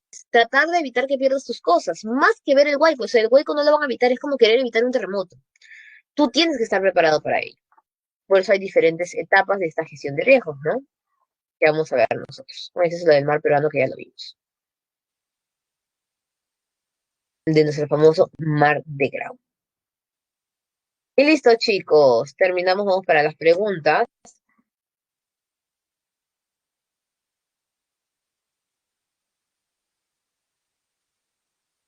Uno, uno de los principales ríos que pertenece a la vertiente hidrográfica del Pacífico es el Majes, el cual atraviesa la región de Arequipa y contribuye al desarrollo agropecuario. ¿Cuál sería ahí nuestra clave? Durante los meses de verano el río aumenta debido al crecimiento de precipitaciones. El recorrido presenta naciente hasta su desembocadura de la mayor longitud de la vertiente. Estamos hablando de Pacífico. ¿Cuál es el más largo? Es Tambo, ¿no es cierto? Ahorita lo coloco. Tendríamos allí como respuesta, obviamente, la letra C de casita. En verano aumenta el caudal y los afluentes que contienen hacen que la cuenca sea más extensa en la versión del Pacífico. Los afluentes hacen que sea la más extensa, porque comúnmente vemos nosotros el tambo como el más largo desde su inicio. Letra C de casita. C de casita. Profesora, pero no dijo que el tambo es más largo. Claro, el tambo es desde su inicio, pero cuando llegan los afluentes dicen que el Magis crece más que el tambo. Letra C. Letra C. Seguimos. La vertiente hidrográfica del Titicaca. Los ríos presentan cuencas endorreicas, excepción de desaguadero falso, todos son endorreicos. El río Coata favorece el asentamiento poblacional, sí, verdadero, le da agua potable. El abundante y permanente caudal de los ríos fronteriza su navegación hacia el Titicaca falso, no son navegables. Los ríos Titicaca no son navegables. Navegable es el lago Titicaca, ojo. Todos los ríos de la vertiente tienen su origen en el nudo de Vilcanota. Falso. Ellos no nacen en la zona sur volcánico y Caraballo. Letra A.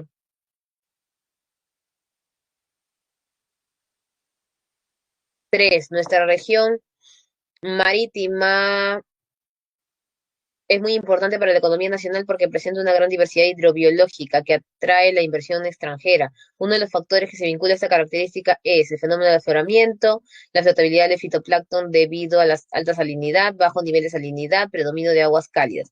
Sabemos que las C y D son falsas. Ya sabes que mayor cantidad es agua fría y C tenemos alta salinidad. Fenómeno de afloramiento y flotabilidad del fitoplancton es lo mismo. Pero vamos a ver qué continúa. ¿Qué forma la contracorriente ecuatorial? No puede ser. Letra B de bonito. Una comunidad campesina recibió una capacitación sobre la importancia del manejo de cuencas, ya que se les provee los recursos para el desarrollo de diversas actividades. Luego de escuchar a los especialistas, los pobladores decidieron aplicar todo lo aprendido con el apoyo de su gobierno local. Identifique las proposiciones que evidencian acciones relacionadas al manejo de cuencas, no gestión de riesgos. Manejo de cuencas le importa el río, no tanto a la persona.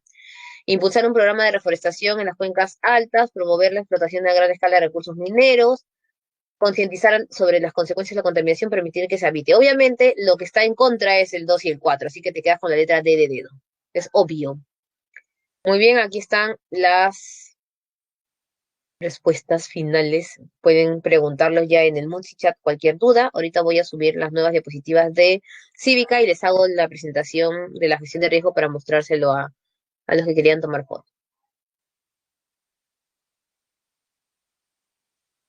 Vamos a esperar que cargue. ¿Profesora Cívica es muy difícil? No, tranquilos. Cuando empiezan las 10 más estados de complejidad para Cívica. Esperemos que cargue, está subiendo las diapositivas.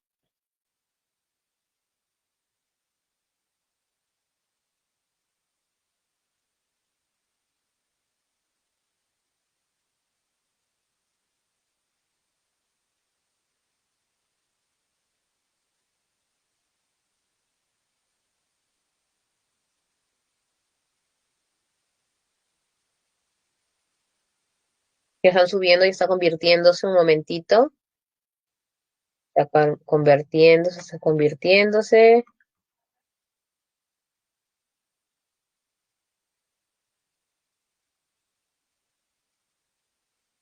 Muy bien. Falta poquito. Son poquitas diapos, así que va a convertirse rápido.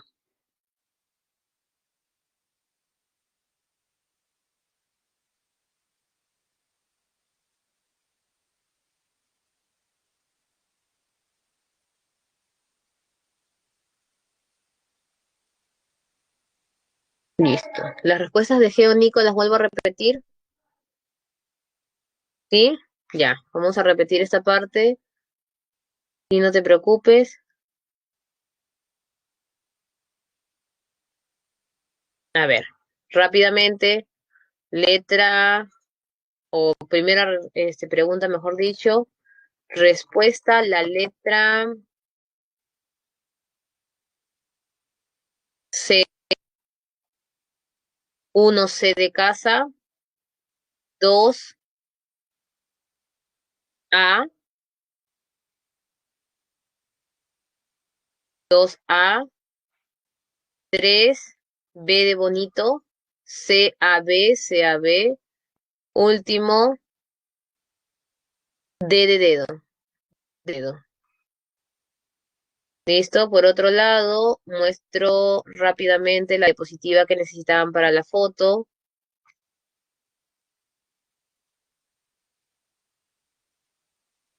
Ahí está. Gestión, me imagino que es esta la que querían. Gestión de riesgos. A ver, repito, voy a escribir en el chat tranquilos. 1C, 2A, 3B, 4D.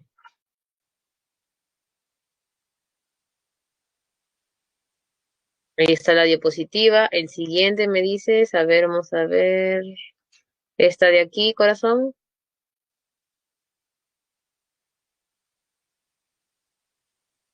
Listo.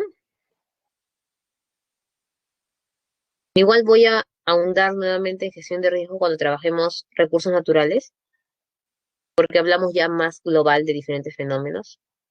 Más datitos ahí que va a servirles bastante. Listo, vamos para cívica.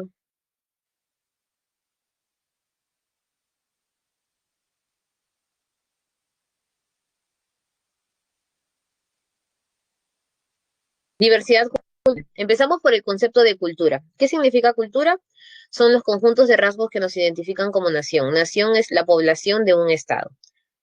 Profesora, ¿cultura significa antiguo? No. Estamos acostumbrados a decir culturas preincaicas, las culturas, no, no es antiguo. ¿La cultura está en proceso de construcción siempre? Sí, se actualiza constantemente porque toda manifestación del hombre es cultura. Cultura no significa conocer mucho. Siempre dicen, es que esta persona tiene bagaje cultural. Corrección, deberíamos ser amplios conocimientos. No nos hemos acostumbrado a utilizar mal ese término. La cultura entonces mantiene una relación con la sociedad. ¿Por qué? Porque recuerda por convivencia que tú eres un ser social por naturaleza. Como eres un ser social por naturaleza, necesitas crear lazos de unión con las personas que se llaman cultura. La cultura todo es sociedad universal porque todos tenemos cultura, solo que sí se diferencian según los lugares en los que estamos, pero no es que no tengamos cultura. Se aprende, por supuesto, desde que tú naces te enseñan, esa es tu bandera, mira, esta procesión es importante, se da en octubre, mira, esta danza es básica en tu lugar, si tú vives en Lima, pero tus padres pertenecen a otra región, pues te enseñan su cultura. Constante, ¿por qué? Debido a lo que aprendes, comienzas a comportarte. Aquellas personas que culturalmente tienen una determinada religión, culturalmente tienen unas prácticas familiares muy estructuradas, en base a eso se movilizan y no salen del cuadro cultural. Entonces, ¿qué otras características vemos en cultura? Se crea nuevos patrones de desenvolvimiento cultural, o sea, nacen nuevas cosas conforme avanzan los años también. Se comparte con otra persona de tu mismo lugar. Es simbólica porque nosotros lo representamos en danzas, lo representamos en vestimentas, en objetos, mas no podemos diagramar toda la teoría de lo que es la cultura y una serie de normas culturales. y tienes que adaptarte a ella. Términos que se vinculan a cultura: multicultural, variedad de culturas; pluriculturalidad, registros y difusión cultural. Profesora, ¿cuál es la diferencia? No entiendo. Ya. Multi significa varias culturas, ¿correcto? Varias. Pluricultural, te digo esta cultura y esta cultura. Una cosa es saber su nombre y otra cosa es saber que existen cantidades de cultura. Ahí no queda la diferencia. En pluriculturalidad, como sé su nombre, hay solo una difusión cultural, es decir, te enseño que existe una cultura, mas no les hago convivir. Es como si, oye, allí están ellos, como si fuese un museo. Multicultural sí los hago convivir, pero se siguen viendo como vitrina, viendo la otra vitrina. Es distinto la interculturalidad, porque ahí sí conversan, se conocen. Ojo, si tú vas de visita a un pueblo nativo y conversas con ellos, no por eso ya estás haciendo interculturalidad. Tienes que contar tus costumbres, ellos tienen que contarte sus costumbres y realizarlas. ¿Por qué? Porque si solamente conversas con ellos y los miras ahí, sigues haciendo la técnica del museo, como si ellos fuesen un descubrimiento, y no es así. Transculturalidad, nuevas culturas que se forman cuando se casan dos personas de diferente cultura. Entonces, el hijo viene a ser un mixto de culturas, como pasa cuando los padres son de diferentes países, cuando son de diferentes regiones, e inclusive personas de una misma región no tienen las mismas vivencias en casa. Acá viene lo malo: enajenación y alienación. La enajenación es algo malo que es notorio. Cuando los españoles quisieron venir aquí a quitar toda la cultura incaica o indígena, como le queramos decir nosotros, están haciendo enajenación, volar. Pero a la larga no lo lograron, y lo que lograron hacer fue una transculturalidad, una mezcla de. Por eso tú vas a la sierra y vas a encontrar el mestizaje, pues, de las procesiones católicas, pero que terminan en las danzas indígenas. La alienación es la más peligrosa, es la que no te das cuenta y te quitan más cosas. ¿Qué es eso, profesora? La copia voluntaria. Cuando en 31 de octubre la gente no celebra Día de la Canción Criolla, sino Halloween. Ah, profesora, pero a mí me enseñaron que sí es Día de la Canción Criolla. ¿Pero por qué es más peligrosa la alienación? Porque así tú recuerdas la fecha. Si a ti te preguntan qué canciones criollas se sabes, no las sabes. Por lo tanto, ya se ha ido perdiendo por debajo. La copia de términos. Una cosa es globalizar términos y aprender inglés, y nuevos términos que casi todos, te das cuenta, tienen el nombre de me voy de shopping, cambiar mi outfit, no ropa, sino de utilizar esos términos. Utilizar términos innecesarios que no sean globalizados están haciendo es dañando o mermando tu cultura. Enculturado y aculturado. Una cosa es un acto con cultura y un acto sin cultura. No significa que el hombre no tenga cultura, puede cambiar de cultura, que es diferente, cuando viene la enajenación o la alienación. Pero enculturado se refiere al acto. Si yo bailo una danza, es algo enculturado. Si yo voy a comprar al mercado, puede ser enculturado o aculturado, depende. Puede ser enculturado si hubiesen más para comprar, yo decido siempre ir al mercado y no al supermercado porque es algo cultural de mi familia. Pero simplemente es a comprar. Enculturado no es aculturado. Me levanto en la mañana, no es nada enculturado, es aculturado porque es biológico. Salvo que cuando te levantes hagas las danzas de las velas, no te haces rituales, ya eso sería cultural.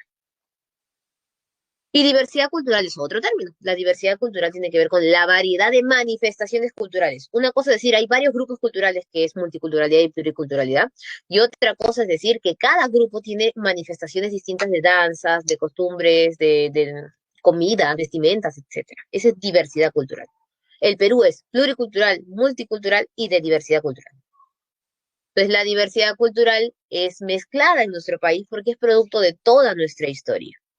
Ahí que vamos a encontrar la diversidad étnica, primero, ¿no? Que con todo este proceso del mestizaje al venir los españoles se generaron diferentes rasgos físicos, ¿no? Que antes les llamaban o los dividían como, los mestizos, los criollos en cultura, pero luego quedaron tres grupos muy marcados propios de nuestro territorio, ¿no? Que vendrían a ser en este caso los de la costa, los de la sierra y los de la selva. Pero dos vendrían a ser la diversidad y representación de nuestra cultura oriunda: los pueblos nativos y los pueblos campesinos. Los pueblos nativos son los de la selva y los pueblos campesinos de la sierra o región andina. Y ahora ya no decimos pueblos, decimos comunidades, porque se están asociando, e inclusive ahora son grupos reconocidos para el tema de las votaciones, para la inscripción de partidos políticos. ¿Se acuerdan las cuotas? Hay una cuota de comunidades nativas y campesinas, también para el tema de los préstamos, para el tema del presupuesto participativo, diferentes cosas. Son una empresa ahora, prácticamente. ¿no? Que tenemos las diversas comunidades nativas en el Perú. Recuerda que siempre va a haber comunidades contactadas y no contactadas. Contactadas son aquellas que ya tienen más cercanía con el peruano, como en el caso de los achanincas, que te pones ahí la boa y todos los bailes, y las no contactadas, que son las más alejadas. E inclusive tenemos pueblos que se nos acercaron y como que se alejaron un poquito.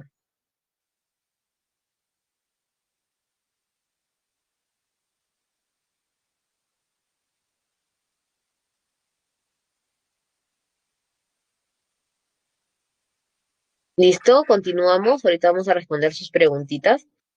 Luego tenemos nosotros en la región andina, tenemos representados dos grupos, ¿no? Bueno, acá tenemos algunos de los idiomas que parten obviamente los grupos nativos. Ahorita vamos a ver las cifras, tranquilos.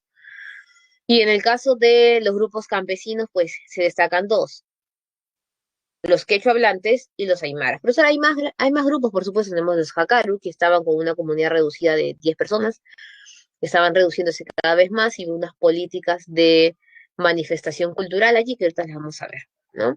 Y en el caso de los aymaras y los quechua hablantes, los aymaras, pues a pesar de que son menos población, tienen más una identificación cultural porque han sufrido menos la discriminación. Los quechua, por un tema histórico, son los más afectados. Y ellos se sienten muy avergonzados inclusive de manejar su idioma. Muy bien, diversidad cultural, acá tenemos 55 pueblos originarios. Profesora, pero a veces varía, nos ponen 55, 52. Recuerden bien de que hay grupos y subgrupos. Por ejemplo, ustedes vieron ahí 72 grupos nativos en el Perú. Existen los quechua hablantes de diferentes zonas. Entonces, forman toda una familia, pero dependiendo de esa clasificación del nivel cultural y de algunos rangos, puede variar ese número. Vamos a tener de estos 55 grupos 48 lenguas originarias. Es decir, hay algunas lenguas que van a repetirse o que van a ser de la misma familia.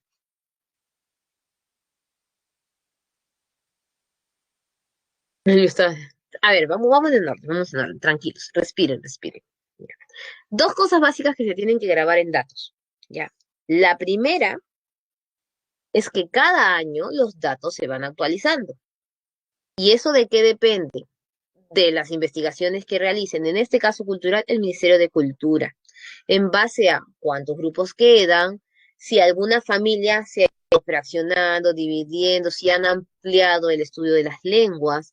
Esto va variando mucho los datos, son números muy pequeños, ¿ya? Y segundo, que es lo más importante aquí, en cívica no memorices tantos números, porque es muy difícil que te vengan una pregunta de, dime cuántos son los grupos tantos. No.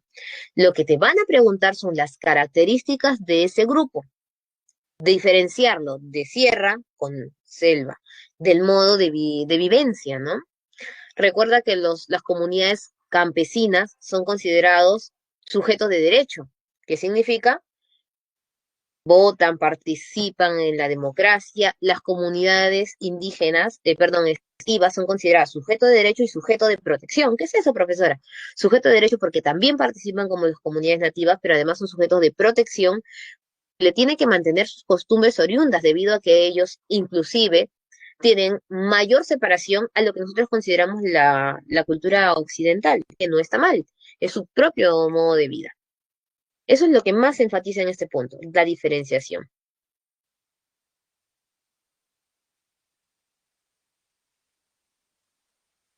Aquí están los orígenes, las características que estamos hablando, tienen en común un idioma o dialecto, características sociales, un usufructo común, una tierra. Recuerda que las tierras le pertenecen a las comunidades nativas y campesinas. De las principales, eso también sí puede venir, ¿ah? Esto sí es básico. ¿Cuáles son las principales etnias? Ashaninka, Wajún y Shipibo-Conibo. Y no solamente eso, manifestación de en qué lugar se encuentran. Recuerda la Ashaninka, más que todo la selva alta, para la parte centro-norte. Aguajún nos encontramos para el norte. Aguajún es para el norte y Shipibo-Conibo para el lado más que todo de la selva baja, inclusive hacia el sur, centro-sur. Eso sí preguntan. Los uros, recuerda las islas de Titicaca, las islas, aquí también tienen propiedad comunal, trabajo comunal, ayuda mutua, que es la herencia de los incas. Ahí están las lenguas que hemos estado hablando, más que todo cifras. Adición, más que todo son gráficos aquí. Recuerda que lengua originaria del Perú es castellano o español, quechua, aymara y todas las lenguas nativas. Todas son lenguas oficiales. Vamos cerrando ya, chicos. Nos pasó un minuto. E interculturalidad, que lo vamos a seguir viendo. Esta es una parte, viene la segunda parte. Son tres partes de cultura. Ya vimos la de patrimonios. ¿Cuál es el enfoque de interculturalidad? Que no los veas como un museo, sino que te acostumbres a insertarse en su cultura, a aprender de ellos y que los colegios también lleven este plano de la interculturalidad. Es decir, ahora en un colegio intercultural, el profesor, si es del lugar, ojo, si el colegio está en una zona donde hay comunidades nativas y campesinas, tiene que hablar los dos idiomas, el de ellos y el español. El profesor tiene que manejar los idiomas. Ahora, si ellos vienen aquí a Lima, el profesor no está obligado de hablar los idiomas, pero sin embargo no se les puede obligar a ellos a hacer ciertas prácticas, e inclusive sus exposiciones tienen que estar basados más en su plano cultural. Los libros, más de 400 libros fueron traducidos a los diferentes idiomas que tiene el Perú como idiomas oficiales. ¿Por qué? E inclusive las imágenes, porque las imágenes, no sé, viene un oso panda en la carátula, tú normal si ves un oso panda, pero ellos no se van a identificar con un oso grande, con un oso chiquito que ellos tienen. Tienen que adaptarse a su enfoque cultural, ¿no? Que es lo que se busca a la hora del plano cultural, porque se ha visto muchos temas de discriminación. Listo, vamos con nuestras preguntas. Pregunta número 1. Una sociedad multiétnica se pone en práctica diversas expresiones culturales como la danza, música, arte y ceremonias. Letra C. Valores, identidad y respeto a las diferencias. 2. Una experta en Ministerio de la Educación sostiene que 48 lenguas originarias ya cuentan con alfabeto oficializado, sin embargo 21 están en peligro de extinción porque algunos pobladores con razones de discriminación e incomprensión social dejan de expresarse en su lengua materna. Sería aquí una solución, la letra B de bonito, fomentando la educación intercultural bilingüe, es lo que les estaba diciendo. Tratar de hablar con los dos idiomas, inclusive desde el colegio. 3. Observe las imágenes, vamos a ver aquí. Campesina y nativa, diferencias o verdadero y falso. Ambas comunidades se encuentran reconocidas de acuerdo a la ley, por supuesto. Estas comunidades poseen títulos de propiedad comunal también, solo que a uno le llaman usufructuados por vínculos ancestrales también. En asambleas comunales dan concesión de sus recursos mineros, no, obviamente, letra C. Mencionan otros términos, pero al igual es lo mismo, ¿no? En la selva central predomina la economía del café y el cacao, cultivos que se destinan a la exportación. En este espacio conviven respetuosamente, conviven yaneyas, yanicas, matsiguengas, con colonos andinos y descendientes de europeos. ¿Se acuerdan de la zona de Posuso? Donde están, pues, los descendientes europeos. ¿Qué ha habido aquí? Interculturalidad, porque dice conviven. Muy bien, chicos, terminamos, damos por concluida nuestra clase. Un gusto haber trabajado con ustedes. Nos vemos, chicos. Buenas noches.